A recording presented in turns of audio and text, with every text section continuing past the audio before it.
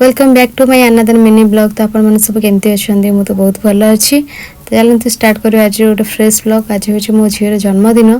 तो से स्कूल जाए बहुत माने राजी हो ना, तो बाध्य करके बहुत चेष्टा पर कहला हो जीवी आ स्कूल पाखे थिला मंदिर से मंदिर टी भोग करदे स्कूल छाड़ी आम पलि आसल। ये बाबू टे पईडे पीछे आ घर को आसला मुझे चा पीदेली। तापर ये सिलाई करने सब माने कपड़ा काटिया सब थिला। तो सब कटिंग हिरिका कर सारा पर मुझे लगी पड़ी जेहेतु आमर आज जन्मदिन अच्छी किसी तो न कले हेनी, तो से लगी पड़ी बिरियानी बनइबारे। आगे ये चाउल पकाइबा पानी बसई देती आउे चिकेन भी कषा चलती आमती ही किसी।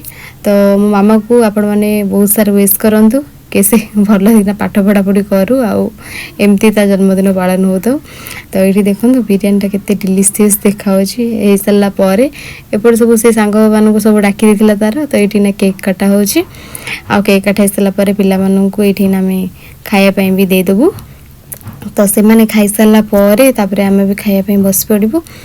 तो आज जन्मदिन भिडियोटा किसी एमती थिला। तो भिडियोटा भल लगे लाइक करेंगे। रही देखा गोटे नुआ फ्रेश ब्लॉग।